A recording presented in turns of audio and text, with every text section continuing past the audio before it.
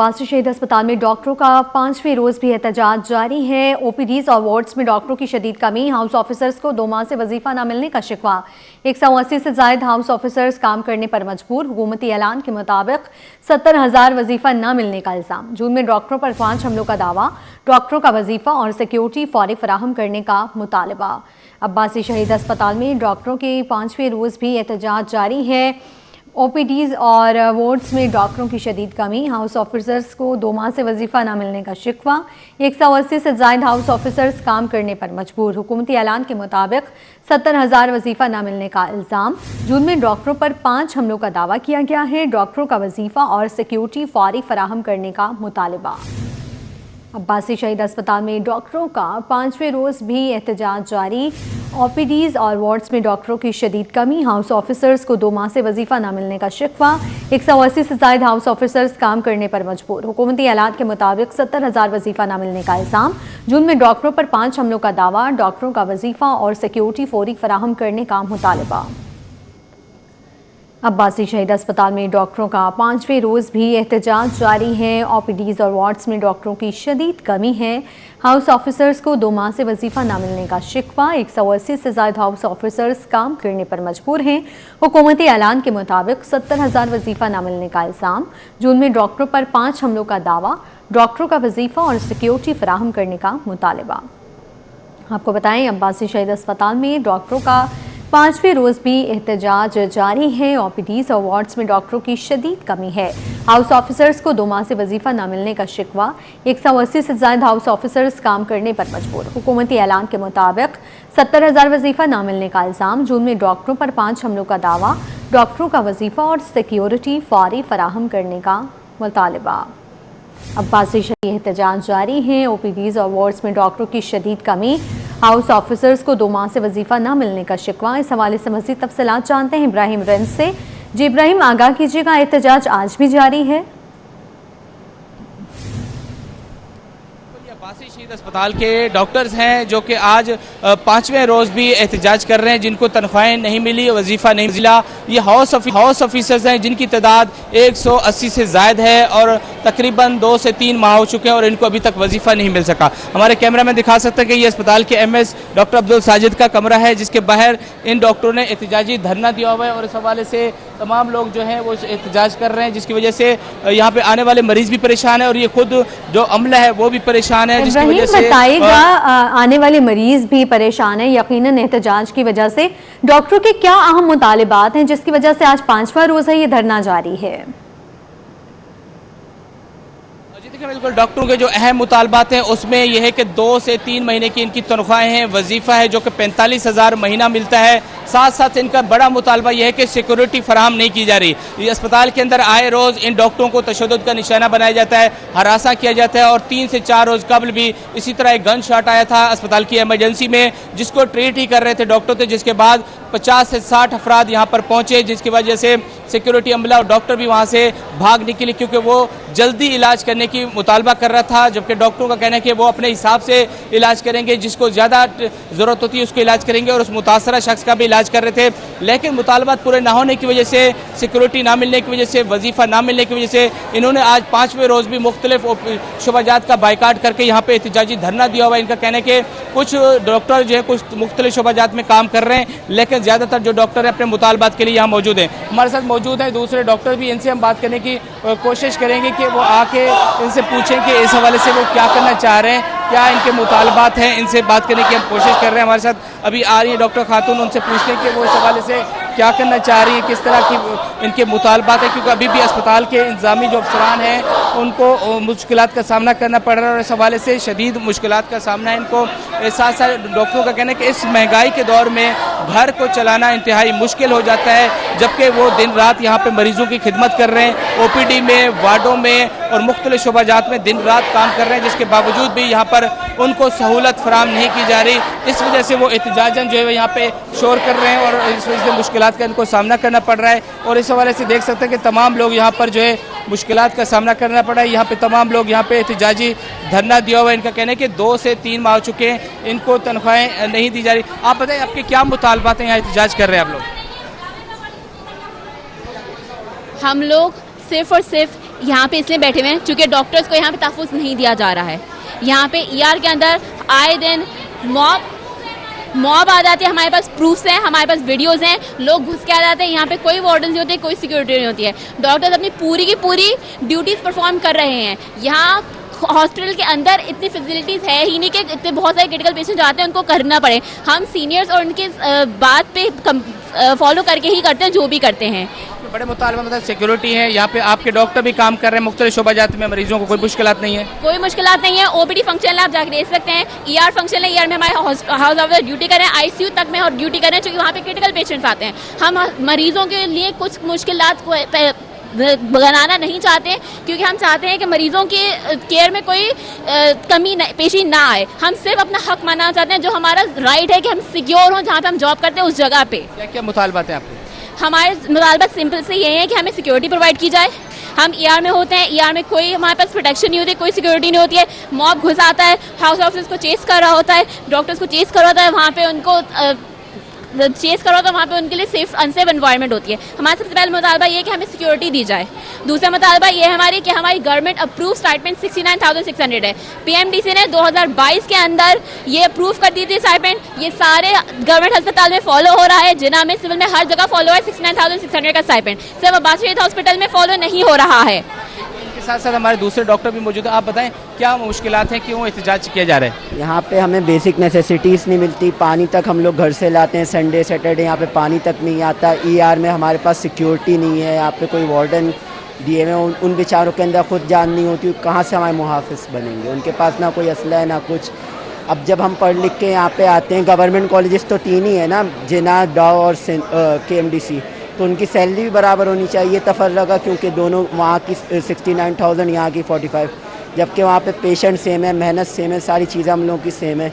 इसके बावजूद हमारे साथ ये नाइंसाफ़ी की जाती है। इंतज़ामिया से बात हुई, इंतज़ामिया क्या करना चाह रही है? इंतज़ामिया बस वही बोलती है कि हमारी मीटिंग होगी काउंसिल की, उसके बाद आपका डिसाइड होगा, और ये हमारे साथ कब से चल रहा है। ठीक है, जैसे कि इनका कहना है कि इनको वजीफ़ा भी नहीं दिया जा रहा और साथ साथ जो सिक्योरिटी भी फराम नहीं की जा रही, जिसकी वजह से अस्पताल के डायरेक्टर डॉक्टर फैसल समदानी और अस्पताल के MS डॉक्टर अब्दुल साजिद के रूम के सामने, एडमिनिस्ट्रेशन ब्लॉक के सामने इन्होंने एहतजाजी धरना दे दिया है। और इनका कहना है कि पुरअमन तरीके से एहतजाज कर रहे हैं। तमाम OPD में इनके डॉक्टर्स भी काम कर रहे हैं और एमरजेंसी में भी काम कर रहे हैं, वार्डों में भी काम कर रहे हैं, तो मरीजों को किसी किस्म की मुश्किलात का सामना नहीं है। इनको जो इंतजामी अफसरान हैं, इंतजामी डॉक्टर हैं, वो यहाँ पर पुरअमन तरीके से एहतजाज कर रहे हैं। अगर इनके फिर भी मुतालबात पूरे नहीं हुए तो ये शायद OPD, एमरजेंसी और ICU वार्डों का भी बाइकाट करने पर गौर कर सकते हैं। लेकिन इनका कहना है कि फ़िलहाल वो पुरअमन तरीके से अपने मुतालबात के हक़ में यहाँ पर एहतजाज कर रहे हैं, जिसमें इनकी 2 से 3 माह की तनख्वाहें हैं, वजीफ़ा जो कि 45,000 मिलता है, 180 से ज़्यादा यहाँ पे हाउस ऑफिसर्स हैं, और इसके बाद भी एमरजेंसी में और दीगर शोबाजात में इनको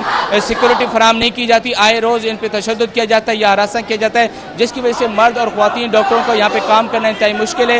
इस हवाले से हमारे अस्पताल के MS डॉक्टर अब्दुल साजिद से बात हुई तो उनका कहना है कि इनके जो जायज़ मुतालबात हैं इन्होंने आला हुकाम को आगाह कर दिया है, जैसे वहाँ से इनके मुतालबात की मंजूरी होगी इनको तमाम तर सहूलियत भी फराम की जाएंगी। जी ठीक है इब्राहिम, आपका शुक्रिया तफसीलन आगाह करने के लिए। नासरीन, पुलिस हुकाम की जानिब से सानिया गुल प्लाजा चालान में नकाइज, प्रोसिक्यूशन के एतराज़ात पर करार, पुलिस की गलतियों के बायस केस कमज़ोर होता जाता है। प्रोसिक्यूशन ने एक बार फिर पुलिस चालान वापस कर दिया है। इस हवाले से मज़ीद बताएंगे शौकत कुराई। जी शौकत।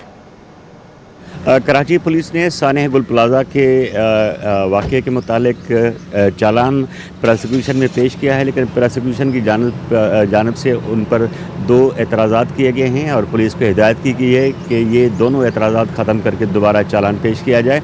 प्रोसिक्यूशन हुकाम का कहना है कि इससे पहले भी चालान पेश किया गया था जिस पर कई एतराज़ात थे, उसमें से अभी 2 एतराज़ात बाकी हैं जो पुलिस ने ख़त्म नहीं किए। एक बार फिर जो है वो चालान वापस कर दिया है और पुलिस को कहा गया है कि वो अपने ये जो एतराज़ात हैं वो ख़त्म किया जाए। जो प्रोसिक्यूशन की जानिब से एतराज़ात किए गए हैं उसमें एक एतराज़ ये है कि जो गुल प्लाजा की डिज़ाइन में तब्दीली की गई उसके मुतालिक कोई रिपोर्ट नहीं है, कोई फाइंडिंग्स नहीं है और कोई किसी इदारे के साथ मुंसलिक उसका कोई रेफरेंस नहीं है। उसके अलावा जो जुडिशल कमीशन बनाया गया था इस सानहे के मुतालिक, उस कमीशन ने भी फाइंडिंग्स दी हैं, लेकिन उस फाइंडिंग्स को भी इस चालान के अंदर शामिल नहीं किया गया। तो ये 2 मेजर जो है वो एतराज़ात थे जो प्रोसिक्यूशन ने किए हैं और प्रोसिक्यूशन ने ये अहकामात दिए हैं, हिदायत की है पुलिस को कि ये तमाम एतराज़ात जो है दोनों एतराज़ात ख़त्म करके दोबारा चालान पेश किया जाए। जी यहाँ आपको बताएं, सरकारी गाड़ियों की तफसीलात तलब, महकमों को हंगामी खत जारी। सर्विसेज जनरल एडमिनिस्ट्रेशन की जानिब से तमाम सेक्रेटरीज को मरासला, हर महकमे से गाड़ियों की मुकम्मल तफसीलात फराहम करने की हिदायत। गाड़ियाँ किस अफसर को अलॉट हैं, रिकॉर्ड तलब कर लिया गया। पोल में मौजूद गाड़ियों की तादाद और तफसीलात भी मांगी गई हैं। सरकारी गाड़ियों की तफसीलात तलब कर ली गई हैं। महकमों को हंगामी खत जारी कर दिया गया। सर्विसेज जनरल एडमिनिस्ट्रेशन की जानिब से तमाम सेक्रेटरीज को मरासला जारी कर दिया गया है। हर महकमे से गाड़ियों की मुकम्मल तफसीलात फराहम करने की हिदायत की गई है। गाड़ियाँ किस अफसर को अलॉट हैं, रिकॉर्ड तलब कर लिया गया है। पोल में मौजूद गाड़ियों की तादाद और तफसीलात भी मांगी गई हैं। सरकारी गाड़ियों की तफसीलात तलब, महकमों को हंगामी खत जारी कर लिया गया है। सर्विसेज जनरल एडमिनिस्ट्रेशन की जानिब से तमाम सेक्रेटरीज को मरासला। इस हवाले से मज़ीद तफसीलात जानते हैं आज़ाद नोहरियों से। जी आज़ाद, आगाह कीजिएगा।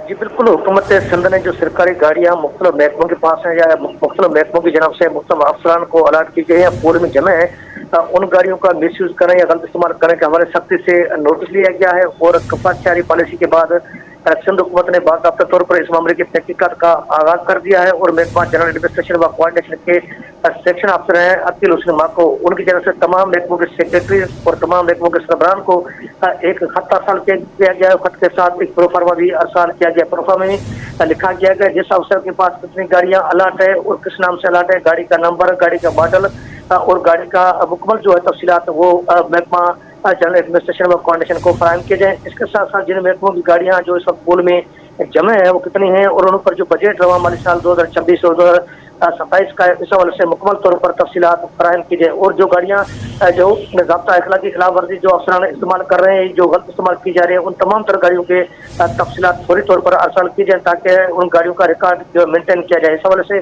बाज़ाब्ता तौर पर चीफ सेक्रेटरी के हुक्म के बाद महकमा जनरल एडमिनिस्ट्रेशन व कोऑर्डिनेशन अमल दरामद का आगाज कर दिया है और खत अरसाल करके तमाम महकमों का पाबंद किया गया। सेक्रेटरी को फौरी तौर पर महकमा जनरल एडमिनिस्ट्रेशन व कोऑर्डिनेशन को हंगामी बुनियाद पर तफसीलात फराहम की ताकि उन गाड़ियों के रिकॉर्ड को मेंटेन किया जाए और जो गाड़ियाँ गलत इस्तेमाल की जा रही है उनके खिलाफ भी कार्रवाई अमल में लाई जाए। जी ठीक है आज़ाद, आपका शुक्रिया। नासरीन, कराची में आटा महंगे होते ही रोटी के दाम भी बढ़ा दिए गए हैं। तंदूर की रोटी 5 रुपए तक बढ़ा दी गई। तंदूर मालिकान का कहना था कि आटा महंगा होने पर रोटी की कीमत बढ़ानी पड़ी। मजीद जानते हैं हमारी नुमाइंदा राबिल सदीद से। जी राबिल, बताइएगा। जी बिल्कुल, देखिए शहर कायद में जो है वो आटे की कीमतों में इजाफा हो गया है। फाइन आटा जो है वो 10 रुपये इजाफे के बाद 145 रुपये पर पहुंच गया है। इसी तरह चक्की का जो आटा है वो 20 रुपये इजाफे के बाद 160 रुपये पर पहुंच गया है। इस वक्त हमारे साथ एक तंदूर वाले मौजूद है। जाहिर है जब आटे की कीमतें बढ़ती हैं तो रोटी की कीमतें भी बढ़ जाती हैं। तो इस वक्त हमारे साथ एक तंदूर वाले मौजूद हैं, इनसे थोड़ी सी बात करते हैं कि इनकी कीमतों में जो है वो आटे की कीमतों में इजाफा हुआ है, तो रोटी की कीमतों में इन्होंने कितने फीसद जो है वो इजाफा किया है। अच्छा जी, ये पहले जो हम लोगों को थोड़ा वारा होता था, आजकल तो है आटे बहुत रेट बढ़ी था। इसमें समझ लो कि हमारा नुकसान हो रही थी, इसलिए कि हम लोग सोच रहे हैं कि हम लोग 5 20 में बढ़ाएगा ना। पहले 20 की चलती थी, अभी समझ लो कि 25 की करवाना है। आजकल जो हर चीज़ में बढ़ गया था कि लकड़ी में और गैस में और जो है आटे में बहुत ज़्यादा हो गया पैसा। हम लोग का थोड़ा बस वारे में नहीं आता, इसलिए कि हम लोग कहते हैं कि थोड़ा बढ़ाएगा ना, इसलिए। जी बिल्कुल, जैसा कि आपने सुना हमारे साथ यहाँ पर तंदूर वाले मौजूद है और उनका यही कहना है कि क्योंकि आटे की कीमतों में जो है वो इजाफा हुआ है तो उन्होंने भी जो है वो 5 रुपये बढ़ा दिया है। उनका ये कहना है कि जहाँ रोटी जो है वो पहले 20 रुपये की मिल रही थी, अब जो है वो रोटी 25 रुपये जो है वो फी रोटी मिलेगी, जिसकी वजह से शहरी भी जाहिर सी बातें परेशान होते रहेंगी। क्योंकि एक आम आदमी अगर जैसे घर वगैरह में नहीं भी वो रोटी बनती या फिर बाहर जो ओकेजन वगैरह होते हैं तो उसमें रोटी ली जाती है बाहर से ही, तो ऐसे में अगर वो 20 रुपये वाली रोटी अगर 25 रुपये में पहुँच जाएगी तो जाहिर सी बातें ना सिर्फ दुकान तंदूर वालों को परेशानी का सामना करना पड़ेगा, साथ ही साथ बल्कि शहरियों को भी जो है वो इसके साथ परेशानी का सामना करना पड़ेगा। जी, शहरी कायद में मसाइल के अनबार। जदीद टेक्नोलॉजी के इस दौर में भी कई इलाकों के मकीन बरमे से पानी भरने पर मजबूर हैं। कुरंगी 1.5 नंबर की मकीन आज भी पीने के पानी से महरूम।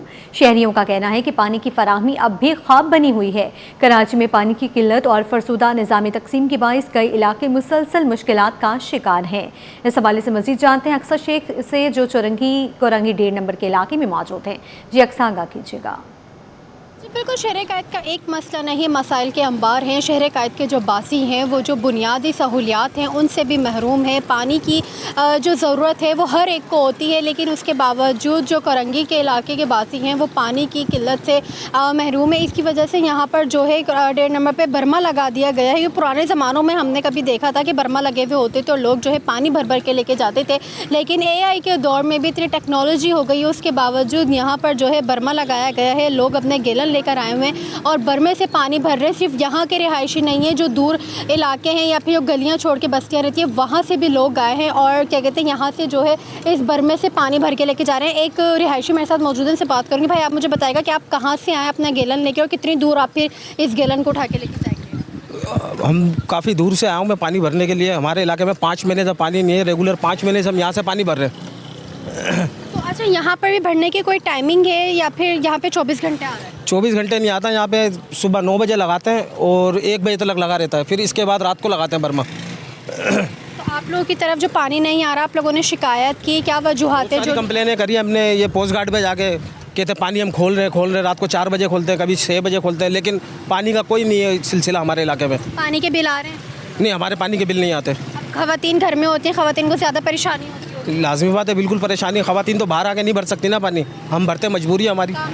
काम पर भी जाना है, सारे मसले मसाइल हैं हमारे। जी बिल्कुल, जिस तरीके से इन्होंने कहा है कि हमें काम पर भी जाना होता है, घर में खवातीन होती हैं, उनको ज़्यादा परेशानी का सामना करना होता है। अब यहाँ पे ये अंकल बैठे हुए हैं और जिनके पास ये गैलन रखे हुए हैं, कैमरा में नामजद अगर दिखाएं कि वो किस तरीके से इस गर्मी के अंदर यहाँ बैठ के लोगों के लिए जो है पानी भर रहे हैं, उनको पानी यहाँ पर मैसर कर रहे हैं। तो इसी के साथ शहर कैद के जो बासी हैं उन्होंने यही मुतालबा किया है कि जिस तरीके से बिलिंग ली जाती है, जिस तरीके से वादे किए जाते हैं, उस तरीके से उन वादों को पूरा भी किया जाए, जो रिहायशी हैं उनको पानी दिया जाए। जी, यारी के इलाके नयाबाद खड्डा मार्केट में बिजली की लोड शेडिंग, 15 घंटे से ज़ायद की बिजली की बंदिश मामूल बन गई।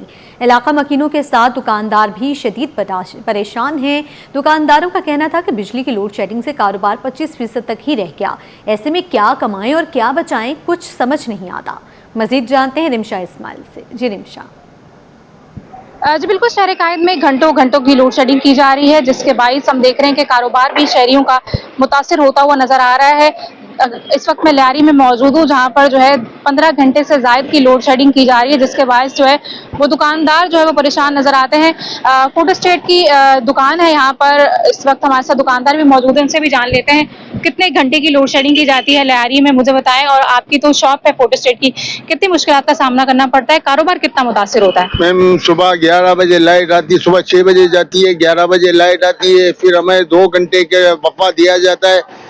2 घंटे के अंदर हम लोग जो काम करना है कर ले, इसके बाद हम लोग बंद करके चले जाते हैं। फिर 4:30 बजे लाइट आती है, फिर 1.5 घंटा रहती है, 6 बजे चले जाती है। फिर 8:30 बजे लाइट आती है, फिर 1.5 घंटा रहती है, फिर चले जाती है।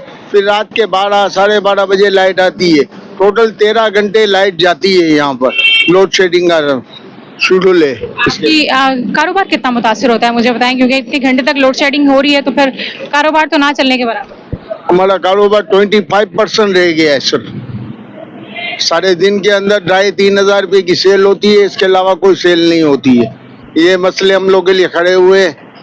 क्या कहना चाहते हैं मुतल्लिका हुकाम से? क्या कहना चाहेंगे, लियारी के हाल ऐसे बना दिए हैं कि इसके कोई आदमी, सबसे पहले लियारी का इलाका सबसे अच्छा होता था, समझे। अभी इसी सबसे गंदा इलाका ये हो गया है। इसके लिए मैंने अपने बच्चे बीमार होते थे, मैंने रिहाइश भी करीमाबाद में कर ली। जी बिल्कुल, कराची लियारी जो है वो कराची का एक कदीम इलाका है जो अब बेशुमार मसाइल से जो है वो दुचार है। अगर हम बात कर लें यहाँ पर लोड शेडिंग की, तो लोड शेडिंग भी तकरीबन जो है वो 15 घंटे से ज़ायद की जा रही है। यहाँ पर दुकानदारों का ये कहना है कि उनका कारोबार जो है वो शदीद मुतासिर होता है, लिहाजा मुतल्लिका हुकाम को चाहिए कि लोड शेडिंग का खात्मा किया जाए। कुरंगी की नौरानी बस्ती में गैर एलानिया बिजली की लोड शेडिंग, शहरी बिलखसूस खवातीन को शदीद मुश्किलात का सामना। इलाका मकीनों का कहना है कि कई घंटे बिजली गायब रहती है, जिसके बायस घरेलू उमूर बुरी तरह मुतासिर हो रहे हैं। शदीद गर्मी में पंखे और दीगर बरकी आलात बंद होने से बच्चों, बुजुर्गों और मरीजों को भी अजियत का सामना करना पड़ रहा है। मजीद जानते हैं हमारी नुमाइंदा दुआ शकील पराचा से। जी बिल्कुल, मैं इस वक्त कोरंगी जो है कोरंगी का इलाका है, नूरानी बस्ती, उसके रहायशी इलाके में मौजूद हूँ और यहाँ पे हमारे साथ खातून शहरी मौजूद हैं और यहाँ पे बिजली के मसाइल काफ़ी ज़्यादा हैं, जिसकी वजह से शहरी यहाँ के परेशान हैं। तो इनसे जान लेते हैं। अच्छा, मुझे बताइएगा कि क्या मसाइल हैं यहाँ पे बिजली की लोड शेडिंग के, कितने घंटे लाइट जाती है और क्या मसाइल पेश आते हैं? 3 घंटे लाइट जाती है यहाँ पे, 3 घंटे लाइट जाती है, बहुत मसले होते हैं। ज़्यादा पानी नहीं होगा, जब बत्ती नहीं होगी तो पानी कहाँ से आती है? नहीं, 1.5 घंटा आती है, 1.5 घंटा आती है और बाकी जाती है, बहुत जाती है। और है ना, चल तो बहुत मसले मसाइल हैं बत्ती के। ज़ाहिर है फिर बत्ती नहीं चलेगी, कपड़े इस्त्री, बच्चे स्कूल जाते हैं, बच्चे पढ़ने जाते हैं, काम पे जाते हैं, तो हर चीज़ के लिए तो चाहिए ना बिजली। अब हर चीज़ के लिए परेशानियाँ बहुत है। जी बिल्कुल, इनका यही कहना था कि बिजली की लोड शेडिंग से ना सिर्फ एक मसाइल जन्म लेते हैं बल्कि बहुत से मसाइल जो हैं उससे रिलेटेड जो हैं वो जन्म लेते हैं। जैसे कि बिजली नहीं होती, इनके मुताबिक सिर्फ पूरे दिन के अंदर जो है 1.5 से 2 घंटे लाइट आती है, जिसकी वजह से जो इनके मामूलाती ज़िंदगी के काम हैं वो बहुत ज़्यादा जो है वो मुतासिर हो रहे हैं। जी अपडेट करें आपको कश्मीर पर विफाक और सिंध एक पेज पर। सीनियर सूबाई वजीर शर्जील मेमन और विफाकी वजीर राना कासिम नून की मुलाकात। मसला कश्मीर पर ताउन मजीद मजबूत बनाने पर इत्तफाक। शर्जील मेमन ने कहा, मसला कश्मीर पर सफारती और सियासी हिमायत जारी रहेगी। भारतीय मुजालिम को हर फॉरम पर नकाब करने का अज़्म। इख्तिताम पर सिंधी अजरक और लुंगी का तोहफा भी दिया गया। मजीद तफसीलात जानते हैं आजिज़ जमाली से। जी आजिज़, मुलाकात का अहवाल दीजिए। जी हाँ, देखिए ये वफाकी वजीर है राना मोहम्मद कासिम नून, ये पहुंचे हैं यहाँ पे सीनियर वजीर शर्जील मेमन के दफ्तर और एक मुलाकात हुई है। इस मुलाकात में आज़ाद जम्मू और कश्मीर की सूरत हाल, मसला कश्मीर और कौमी यकजहती से मुतल्लिक उमूर पर तबादला ख्याल किया गया और दोनों सूबाई और वफाकी वज़रा ने इस बात पर इत्तफाक किया है कि मकबूजा कश्मीर में इंसानी हकूक़ की मुसलसल खिलाफ वर्जी और कश्मीरी अवाम पर जारी भारतीय मजालिम की शदीद मजम्मत की जाए। मसला कश्मीर पर मुअस्सर हिकमत अमली के लिए पार्लियामानी कमेटी बनाए। कश्मीर और सिंध हुकूमत के दरमियान बाहमी तावन को मजीद मजबूत बनाने पर भी इत्तफाक हुआ है।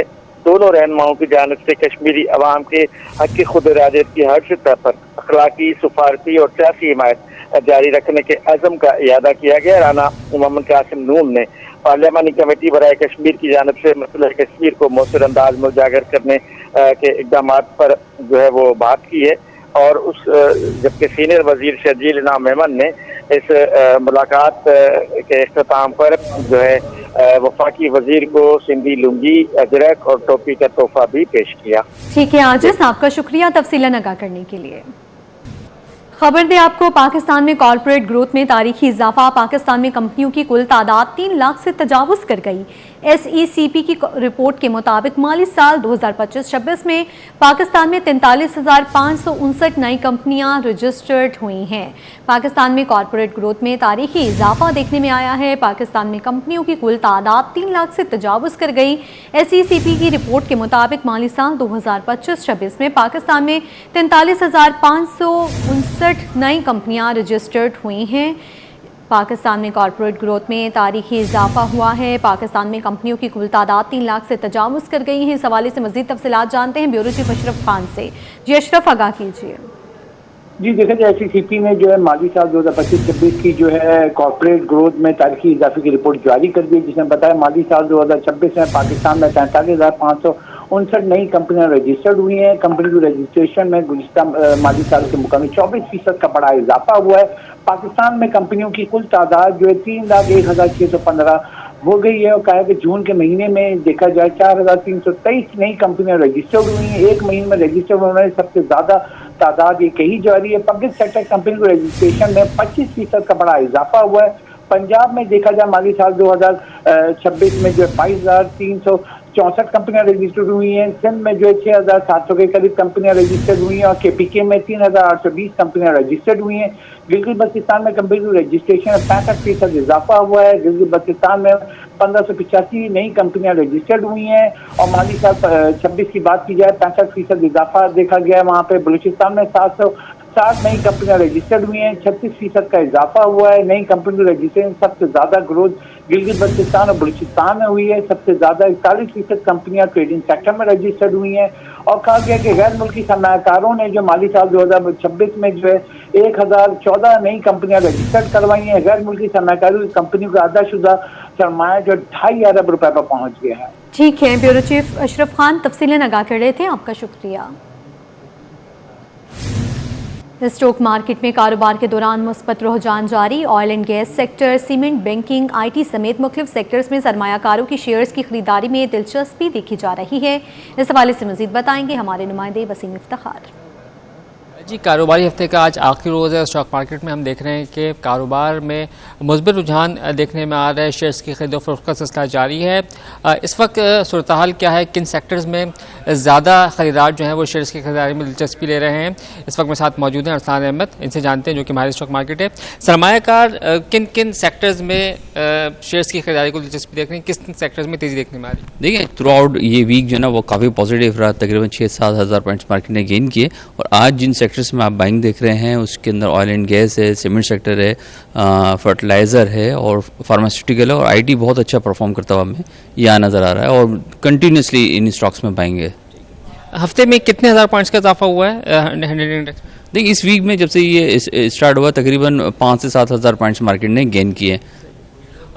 आलमी मार्केट में जो सूरत हाल रही है उसका क्या इम्पैक्ट पड़ा है स्टॉक मार्केट में? देखिए, बहुत वॉलेटाइल रही है। आपने देखा चाहे वो यूरोपियंस मार्केट हो, एशियंस मार्केट हो, और वो डिपेंड कर रही थी ट्वीट के ऊपर। जो वॉर सिचुएशन थी वो सेटल हुए हैं।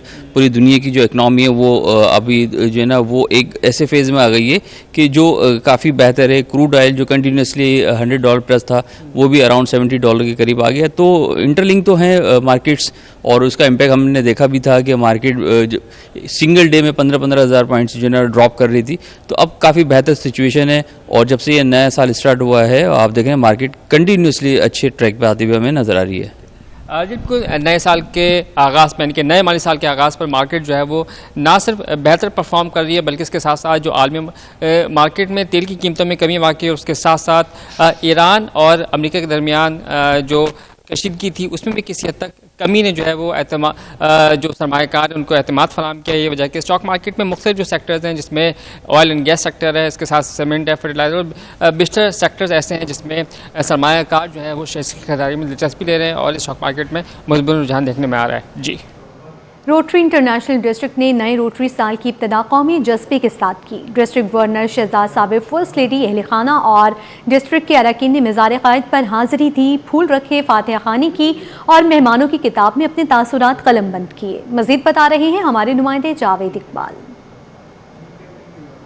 जी, मैं से मौजूद हूँ मज़ार क़ायद पर। हमारे साथ मौजूद है डिस्ट्रिक्ट गवर्नर नए बने हैं और आज इन्होंने मज़ार पे हाजिरी दी कायम के और हमारे साथ मौजूद है। हमसे जानेंगे क्या तरजीहात हैं, किस तरह से काम करेंगे। सोशल वर्क होता है यकीनन रोटरी के हवाले से। शहजाद साहब किस तरह देख रहे हैं, कैसा रिस्पांस आ रहा है? आज तो आपने मज़ार पे हाजिर दी है और ज़बरदस्त मैसेज भी दिया है, क्या कहना? अल्हम्दुलिल्लाह, सबसे पहले आपका बहुत शुक्रिया, आपकी मुबारकबाद का। ये एक रिन्यूड स्पिरिट के तरीके से हम यहाँ आते हैं। अगर आप हमारा देखें, नज़्मुल ऐन भी क्या है, यूनिटी, फेथ, डिसिप्लिन, और उसी नज़्मुल ऐन के अंदर हमारा जो रोटरी भी यही काम कर रहा है, क्रिएट लास्टिंग इम्पैक्ट। हम जो भी काम करते हैं पहले हम ये सोचते हैं क्या हमारे बाद भी इसका इम्पैक्ट रहेगा। तो अगर आप आज देखें कितने सारे रोटेरियंस आए हुए हैं, ये सिर्फ इसीलिए आए हुए हैं कि सिर्फ अपने पैशन के तौर पे काम करते हैं।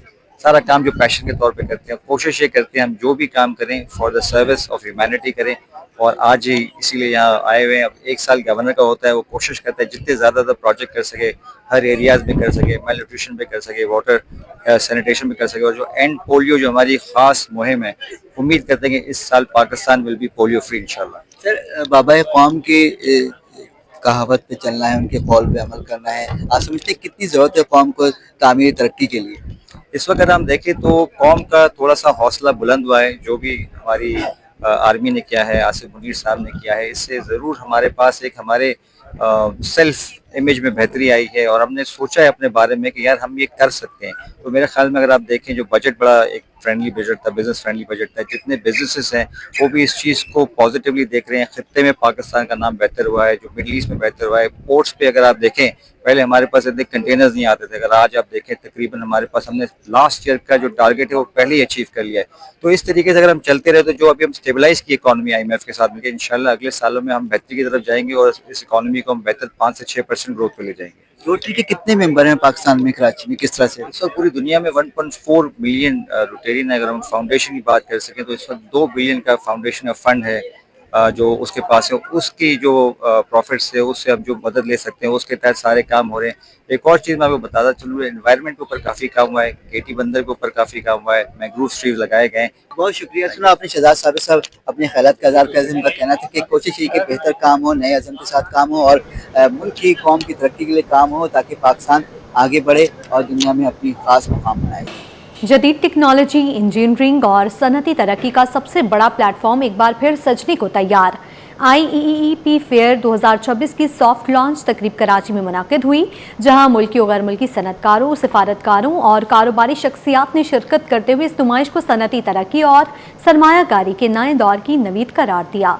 राहिल बेग की रिपोर्ट देखिए। टेक्नोलॉजी की नई समत और सनत व तिजारत को मिलता एक आलमी प्लेटफॉर्म। मुकामी होटल में IEEP फेयर 2026 की सॉफ्ट लॉन्च तकरीब, जिसमें मुल्क की सबसे बड़ी सनती इंजीनियरिंग और इलेक्ट्रॉनिक्स नुमाइश का ऐलान किया गया। तकरीब में सनत, तिजारत, तवानाई, इंजीनियरिंग और सिफारती शोबों से वाबस्ता मुमताज़ शख्सियात ने भरपूर शिरकत की। तकरीब के मेहमान खुसूसी FPCCI के सीनियर नायब सदर साकिब फयाज मगू थे। सूबाई सेक्रेटरी तवानाई शहाब कमर अंसारी, कराची चैम्बर के नायब सदर आरिफ लखानी, चेयरमैन आबाद हसन बख्शी, साबिक चेयरमैन आबाद आसिफ समसम समेत मुख्तलिफ ममालिक के काउंसिल जर्नल्स ने भी शिरकत की। इस मौके पर साकिब फयाज मगू ने नवी सनाई के रवां बरस इस नुमाइश को मजीद बड़े पैमाने पर मुनक्किद करने की तैयारियां मुकम्मल की गईं।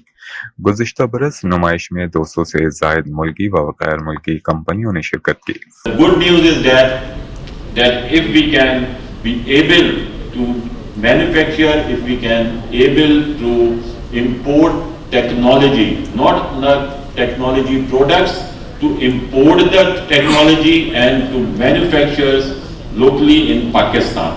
दीगर मुकर्रिरीन का कहना था कि IEEP फेयर सिर्फ एक नुमाइश नहीं बल्कि इंजीनियरिंग, इलेक्ट्रॉनिक्स, काबिल तजदीद, तवानाई, सनती जिद्दत और बैनुल-अक़वामी सरमायाकारी को एक ही प्लेटफॉर्म पर लाने की मौसर कोशिश है। कैमरामैन जानशेर के साथ राहिल बेग, सिटी 21। इसी के साथ ही न्यूज़ स्टूडियो से फिल वक्त इतना ही।